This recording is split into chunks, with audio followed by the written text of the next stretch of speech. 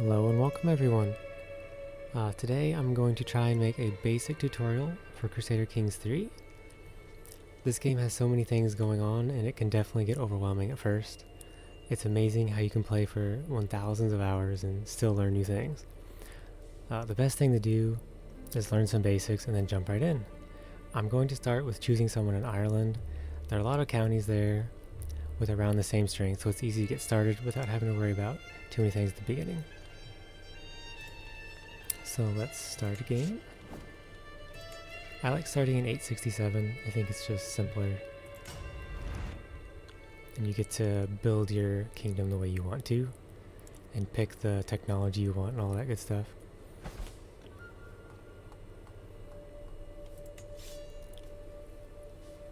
So this guy's young. I think I'm just going to pick him.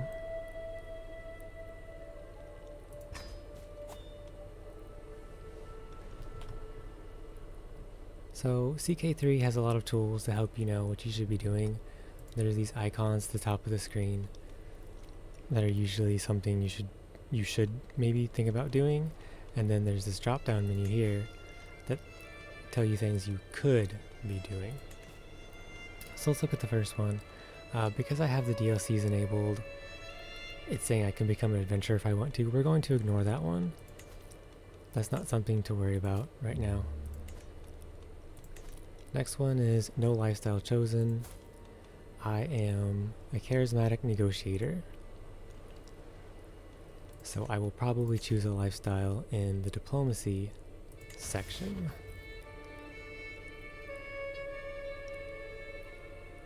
Actually, I will not. I will choose a marshal because I'm going to be doing a lot of wars, and I think these traits will be more helpful for me at the beginning. So let's get some marshal. That's going to increase my army. And that's what I need at the moment. Next up, it says my heir is unmarried. Okay. So marriages are really important in this game because they allow you to get alliances.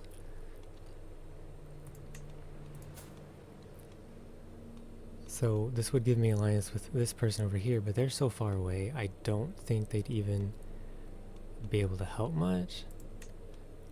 So even a smaller alliance might be more important to me, just because they're closer.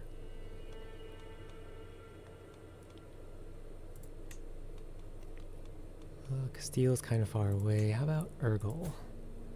Urgel's kind of far away. Here we go. Here's someone in England. He only has a 474 army strength, but maybe that's enough. He's a count, which means that I can call him into my war for a little bit cheaper. So I like this one. So let's have my heir marry Ethelred of Dorset.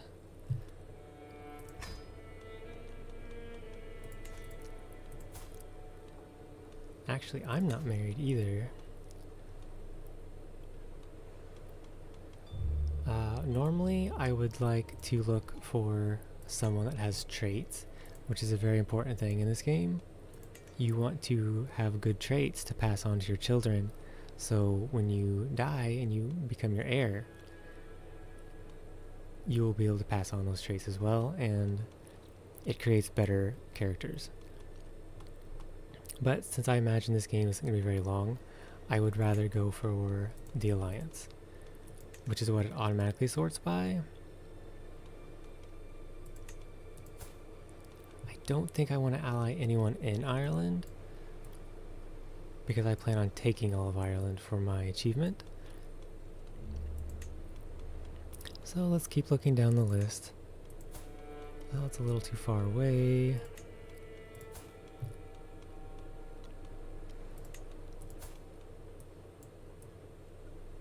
This is fine. Let's go with this woman right here. Okay, so we've done all of the buttons at the top here. Next up, we can check here. It says I'm not employing a court physician.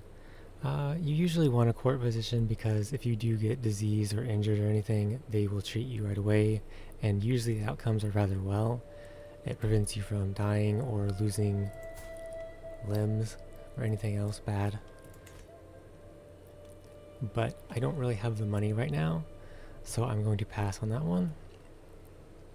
Stationing your men-at-arms regiments will make them stronger, and a lot of people around here probably have light footmen.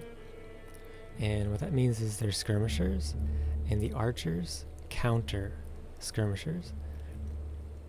So we actually want our archers to be stronger. I would like to station them, but I also need to get more of them.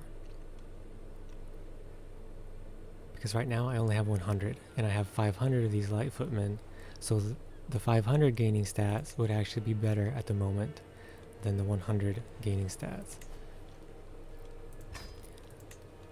But once I increase their size, I think the bowmen will be better. Because let's just check this guy next to us. Yeah, he has 400 light footmen. So again, we want archers to counter the light footmen. And we can even look at this list. This is just the basic men-at-arms right here. You've got the armored footmen, they're heavy infantry, and they counter spearmen. And then you've got the pikemen, which are the spearmen. They counter the cavalry, the light cavalry, the heavy cavalry, and the special types of cavalry. And then you've got the light horsemen, which counter the archers. And then you have the archers, which counter the skirmishers. And then the skirmishers counter the heavy infantry. So they all kind of counter different units. And the skirmishers are the cheapest. And the heavy have the best stats, but they're more expensive. And then the horsemen, they have a special pursuit stat, which allows them to kill more troops as they're running away. So all this is nice to keep in mind.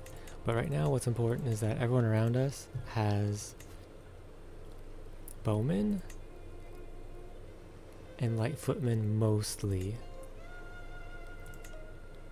So we want archers, which is why I upgraded my archers. It cost some prestige, but I think it was worth it.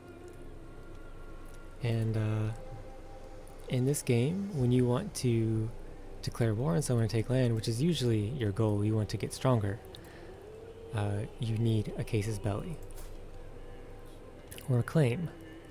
And my guy starts with one. He has the High Chieftain of Maith as a pressed claim. That means I could declare war on the High Chieftain of Maith as a claim, and I would take that if I won. And right now it says it's pretty even. I might be able to do this, but for now I'm going to attack someone weaker next to me. He only has 700 troops. He only has 530.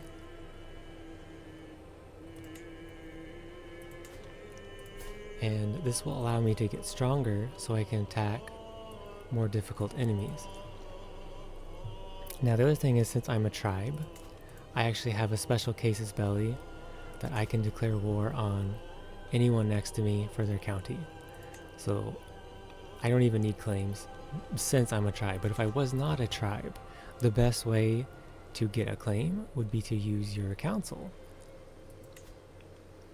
You can use your bishop here to fabricate a claim on a county. It's going to cost money, and it's going to take 22 months in this case, because this guy's not the best. The higher skill he is, the less time it will take to fabricate a claim.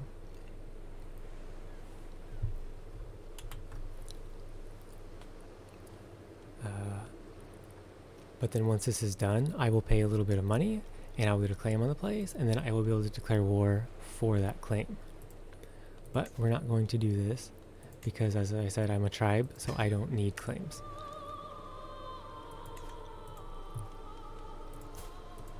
So we're going to declare war on this guy to our left. He has mostly light footmen. He doesn't have any allies. So I'm not expecting this to be that difficult. Hopefully.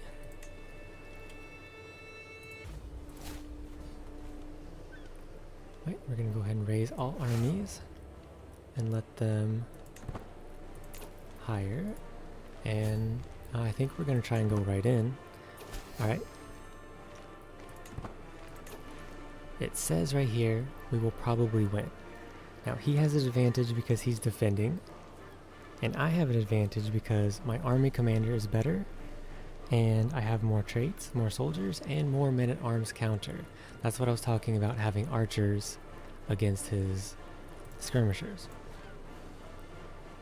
So let's see what actually happens, because there's another aspect to consider. Oh, so many pop-ups. So since I'm a tribe, I need gold. It's very difficult for me to get gold, but I also need prestige. That allows me to pay for my armies. So I'm actually going to pick the prestige, because I want to get more archers.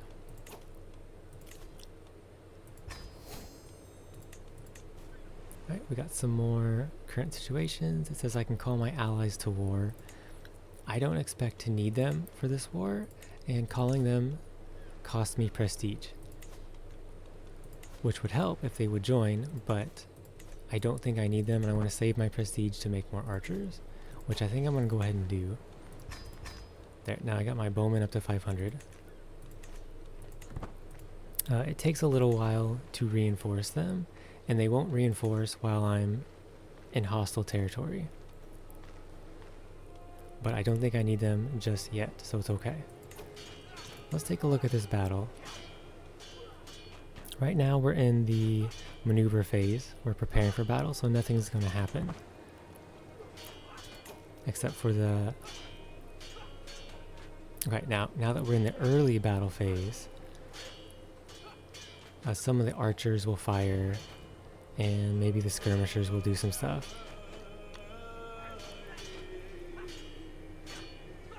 It says my archers are countering the opponent's light footmen, and that's why there's a red here.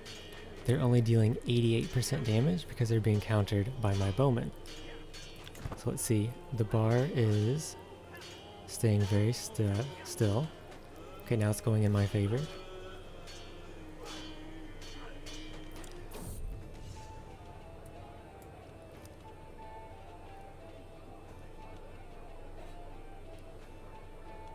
Okay, I don't have the money to afford this event, so we're just gonna throw them out.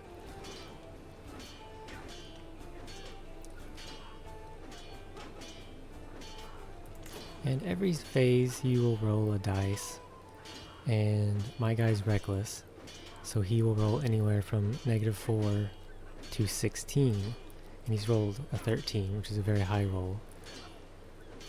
Normally it's 0 to 10, so I got lucky here in this roll. So there's a lot of RNG in a battle, so you never know if you're going to win or lose. Even if it says you're going to win, you can still lose with bad luck. Now I got incredibly lucky from that battle there. I captured someone, the heir. I captured the heir, which gives me an additional 50% war score, which puts me directly up to 100%.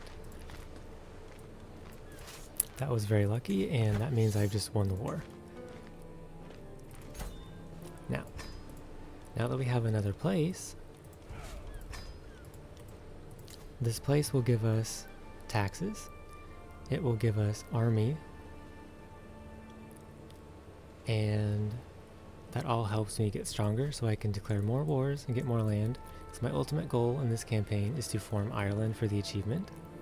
So we can click on these nice little buttons down here, kingdom titles. We can see all of this is Ireland.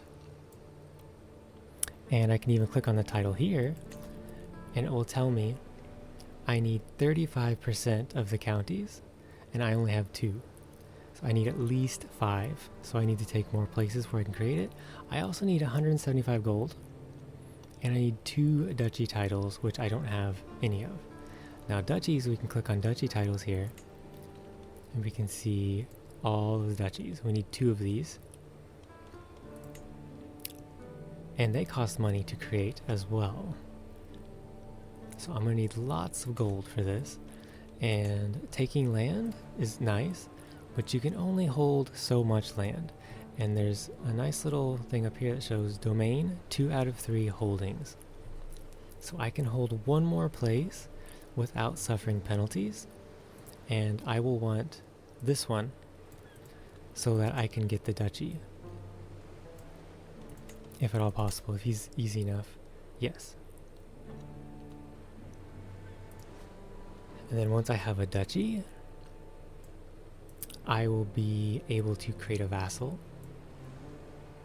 And then that way I can have more land above the 3 that I can hold. So that is my goal for now. And that is a very basic tutorial of how to get started in Crusader Kings III. I hope you enjoyed it, and I'm going to continue playing from here. So we're going to let the game play for a little while,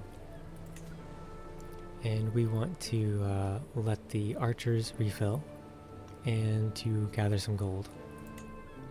And now that we have a second tribal place here, we can station our skirmishers there, and that will make them a little bit stronger.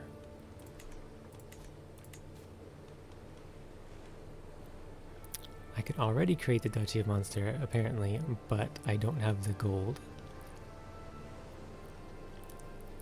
Apparently my sister can marry. Maybe we can go for another nice alliance here.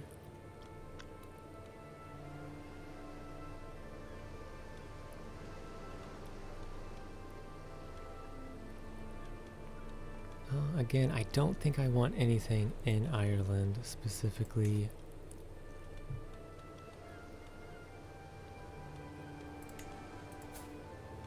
This guy looks wonderful. Let's pick him.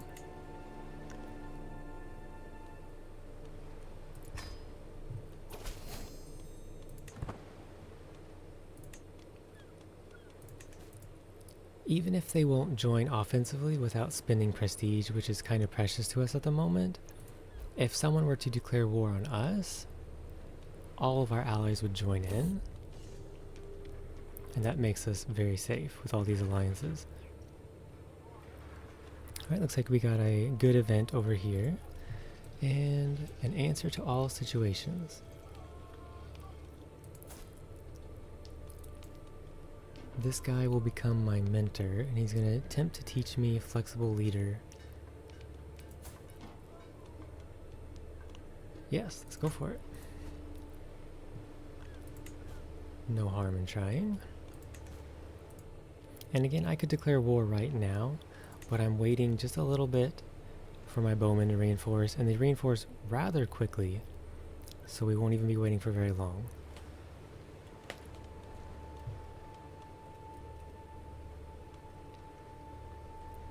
Probably one more month, and then I'm going to declare war on Thomond here. Yep, that looks good. And we hope that he does not have a bunch of alliances, which he does not. Let's take Thomond. Let's go ahead and raise all armies.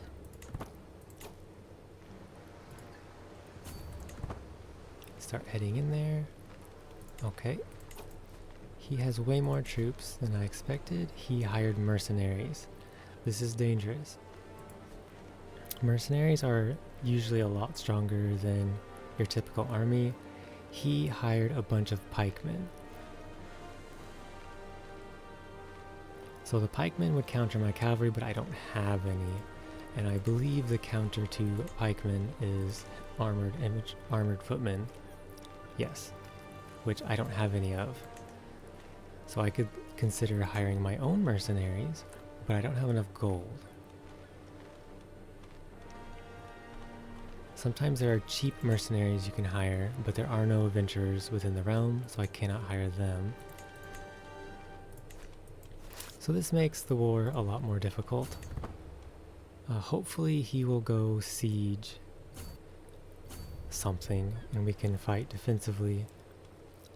Because otherwise, it says we will probably lose because he's defending in wetlands, and he has a better army commander with more traits. This is most likely due to the fact that he hired the mercenaries. They come with their own commanders and their own knights, and they're usually quite powerful. So we really need him to do something to give us an advantage.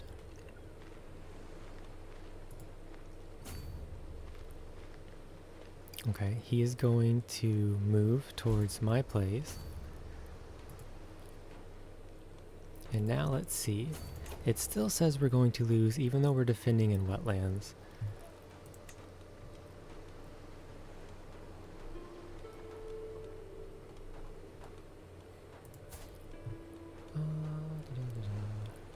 Is there anything I can do? I think this guy would be slightly better than me.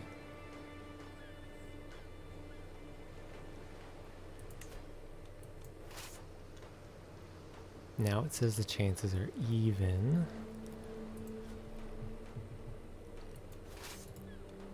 Okay, ideally we would be able to fight him, but since he hired the mercenaries, it makes it more difficult. So we might actually want to consider calling an ally into our war. This person has the largest army. Let's see what they have. They have light footmen. It's not very exciting. This guy has some heavy infantry, so that makes him look a lot better than the previous. We got some bowmen,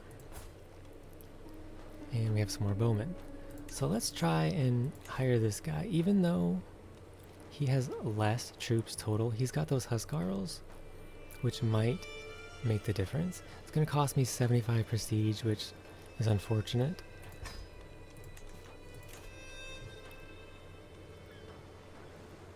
He wants to marry my courtier. I mean, that is fine. We're going to try and siege down his county in the meantime. Right, looks like my friend has joined the war. He is coming through the water, so it shouldn't take him too long. And we can look at these siege progresses in the meantime. Sieges are... there's a little bit of RNG involved, but they're pretty consistent. You will know that this siege will take 6 months or less. And every 20 days here, an event happens. Last time he got supplies running low, which means that he got a 5% bonus to the 250 siege progress he needs. The other ones, you can get diseases, which will increase the rate at which your daily siege progresses. So it's nice to get this one first and then this one after. My siege, on the other hand, is going to take 11 months because there's 325 siege progress. That is because he has a building.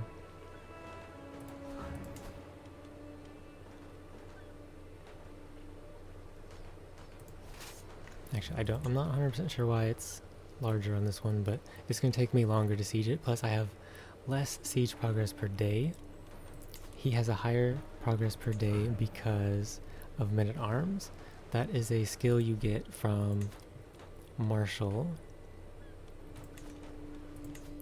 It is called Sappers, and his spearmen are giving him siege progress every day.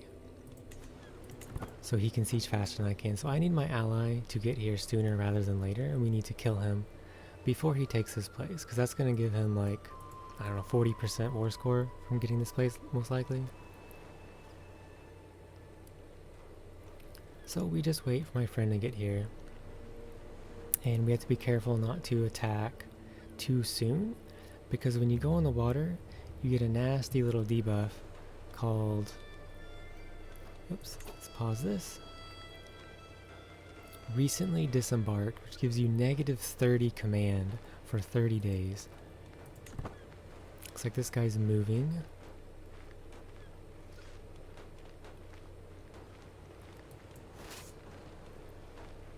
We have to be careful. He's going to move here.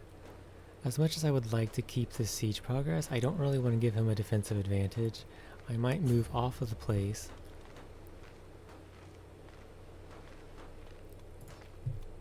Let's see, can I split off something small? No, I don't think it's worth it. I'd much rather win the battle. Let's go here. He's gonna go in the water. Okay, let's just let him go in the water. I'm gonna go back to the siege. I have no idea what he's planning on doing in the water. If we can take Thomond, that will help us get war score faster, because that is the war goal.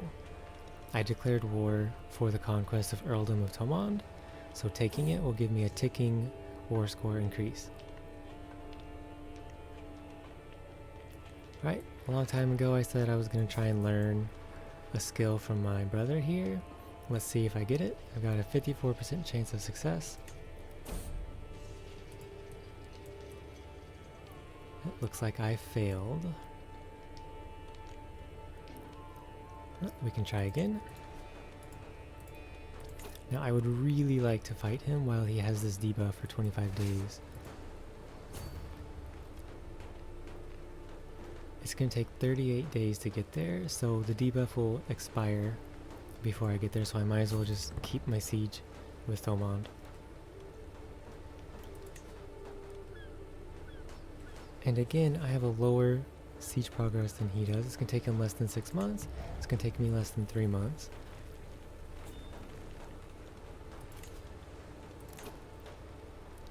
Thomond wants peace. No thank you. Once this siege is over, we're going to immediately go and attack him to defend my place. We'll get a defensive advantage, and with my friend here, I believe we should win.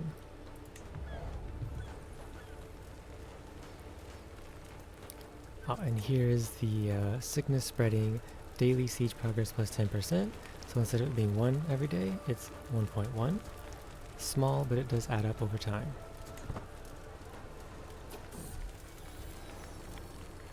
Oh, looks like my wife is pregnant.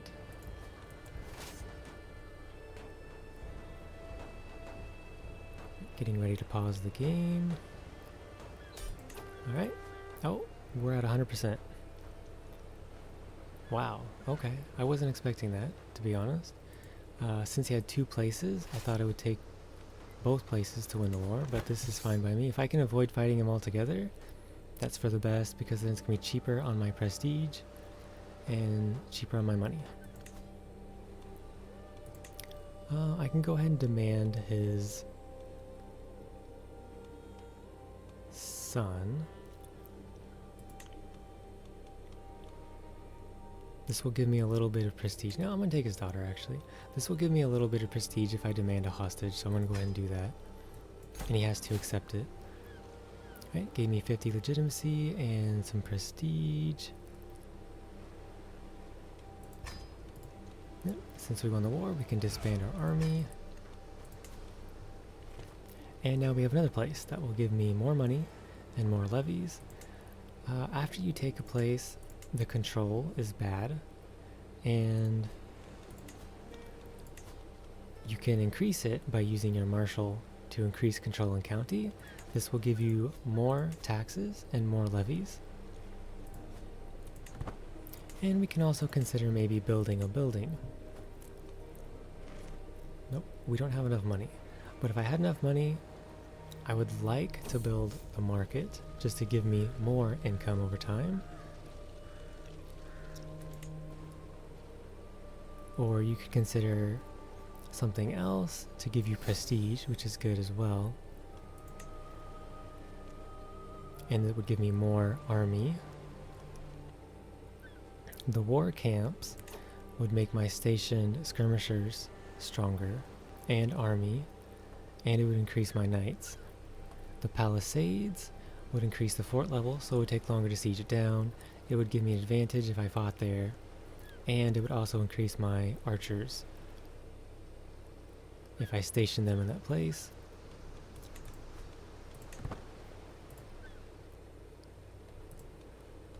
Alright, now that we have this place, and I believe I told my marshal to increase control. Okay, it's going to take 8 years. That's pretty bad. So let's take a look at the realm. We can go to...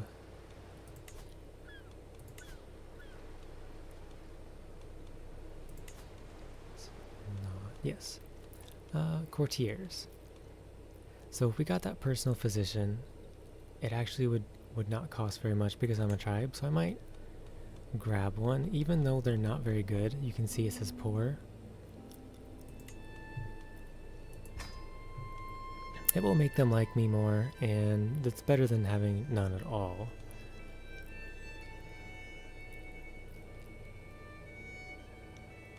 So I really don't have a whole lot of gold, but it might be worth it to get something like a Court Chronicler because it increases my prestige, which I also need at the moment.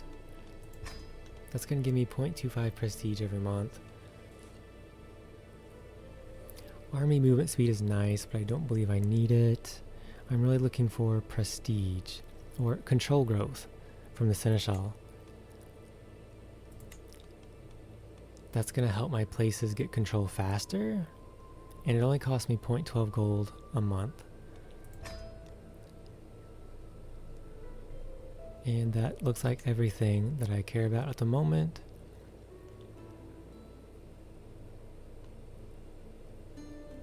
Yes. And we're just let the game play for a little bit. We could definitely take more land, but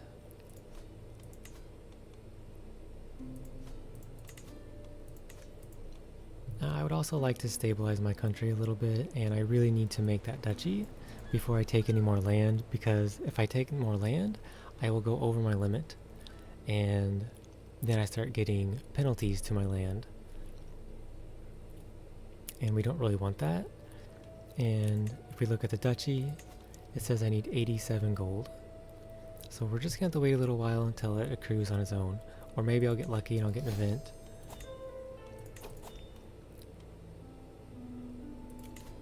Alright.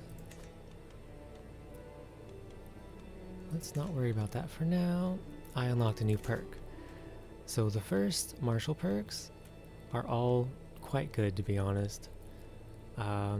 The left tree is more about improving your army. The middle one's more about improving your land. And then the right one's more about improving yourself as a knight. But the very first one here increases your prowess, and it reduces the risk of commanding armies.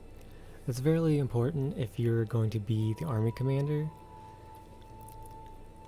But for now, I think I'm going to get served the crown. It increases my control growth in all my places, and as I mentioned earlier, the control is really bad since I just took them, and increasing the control faster will give me more taxes, more troops. It's going to help. And then Bellum Justum reduces the cost of declaring war. I don't really need that right now since I'm a tribal. It's pretty cheap as it is. So we're going to go serve the crown.